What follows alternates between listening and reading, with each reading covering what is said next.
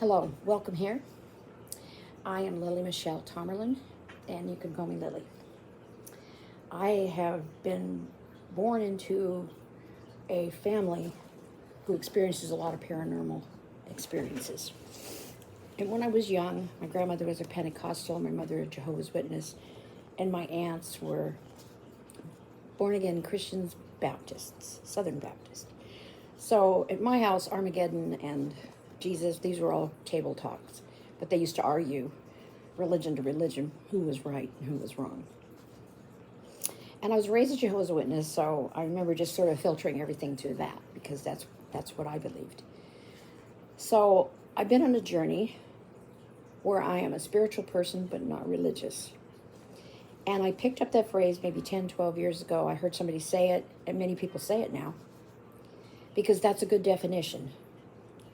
If somebody who either wants to be connected to God or spirit guides, angels and such, or already is, and they're advancing and evolving, and most of us are working on being a better person, better to ourselves, and also of use to others. So that's why I'm here. I want to be useful to you. And what I've decided is, sometimes you don't get noticed on YouTube, so I'm going to use this like a diary. And I'm going to tell you about my journey from 4 years of age, when I first saw demons, to my current age of 72, where I feel that I'm in the warrior category, between good and evil. The story that prevails, no matter if you're atheist or Buddhist or Christian, the war between good and evil seems to be what we're all about. And whether or not that will end totally remains to be seen, of course. So when I was 4 years old, I was sleeping at one of my relatives' house, and they had one of these little furnaces with the flames kind of in it. Some kind of really old-fashioned thing from, over 68 years ago. and I looked in there, and I didn't just see flames. I saw these red creatures, and they had golden eyes, and they were dancing in there. And from the very first time I started to see spirits, demons, angels, mostly, I saw a lot of demons in the beginning. Everyone said, if I said anything, you just have a really big imagination. So you turn flames into demons, you turn your dreams into something real. So I went with that for a long time because I didn't want people to think it was crazy. And in the fundamental religion I was in, they considered any kind of encounters that I had with spirit to be demonic, and it couldn't be anything else. So I went through that for a really long time, and I kept having these strange premonitions and seeing things ahead of time, dreaming things, having them happen the next day. And so I just kind of lived quietly with that. And I stayed in the fundamental religion that I was in. So I'm going to tell you my story because I figure if you're listening and you want to ask questions in the comments, I have extensive journeys in the spirit, from the light to the darkness, back to the light. So it's kind of like somebody who's traveled all over Europe. I could be a tour guide. I can tell you about things that happen. But also, when you go into spirit, the realm is far more diverse and far more, you might even say, dense than the reality that we live in. So some things are very hard to describe. They can only be experienced. And some things go so far off the chart that you can't even experience them, much less remember them or try to record them or anything like that.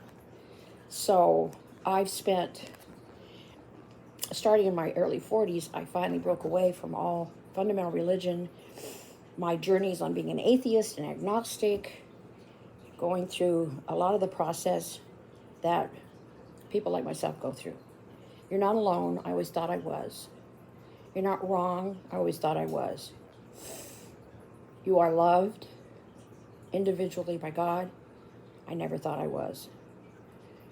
You're not getting it wrong. You're getting it right.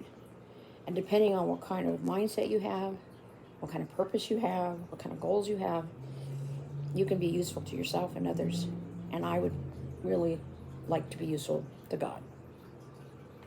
So it started off, I reported to my family when I was around 4 years old that I saw these, red flame yellow eyes. And I learned pretty quickly that I really shouldn't tell anybody about what I see and hear. So life got to be really bad for me and my mom. And there were divorces, and there were men, and there was poverty, and there was somebody who used to beat me, and it was a lot of bad things. So I got to be around 7 years old, and I started hearing things. Now, I learned later on you're not to say that because they think you're schizophrenic. But I started hearing people in the family arguing. So perhaps later in this series, I'll explain to you what I believe that is. But I was hearing people. So I hear people at a distance. I see people at a distance. I perceive things that are going to happen to the future. Not totally by choice. That just happens. I'm not able to direct those things. I'm not able to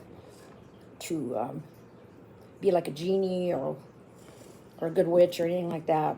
But the paranormal things continue to come into my experience. And there's only a couple things that haven't come into my experience in the area of paranormal experiences. So I would hear people arguing. And they were arguing about my mother and I and our living conditions. And I would listen to them at night. And I recognized a couple of voices. One of them was my Aunt Cora. One of them was my Grandma Naoma. And I said something to my mom about it, but she thought that was demons. And so I said, no, it didn't happen. Now, by that time, I'm 10.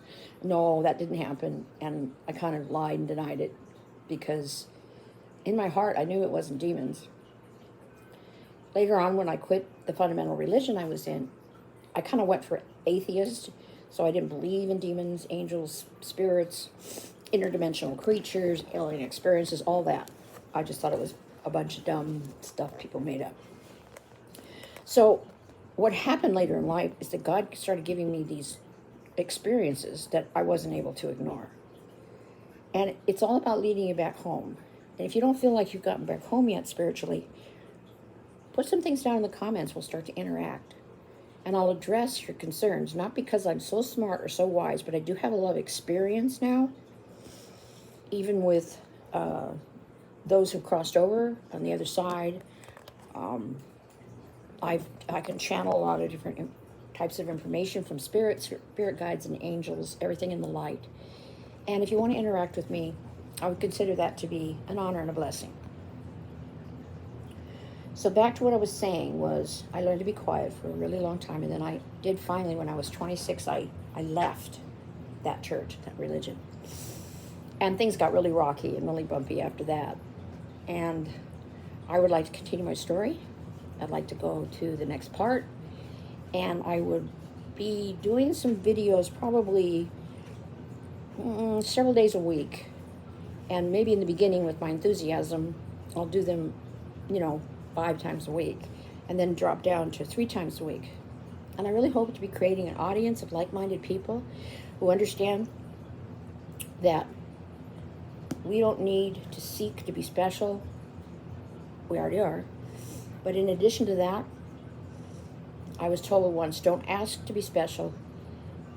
Ask God to give you special work. So I want to share. I want to assist. And I have a lot to share. So many experiences that you might want to just share the experiences, or you might have had some experience yourself of different things that have happened, and you might want to find out that you're not crazy, or that you have sisters and brothers in the spirit, and that I'm here for that. I'm here for you. Say goodbye for now. I've been thinking a lot about this subject and what I want to talk about, and what kind of questions I would like to answer for people. And I call myself a closet Jesus freak because my daughter named me that some years back when I hadn't really come out about my connection to God yet. And I thought it was kind of catchy. Closet Jesus freak, get it? So, yes, contact me, please. Or at the very least, subscribe and take a listen. Thanks. Talk to you later.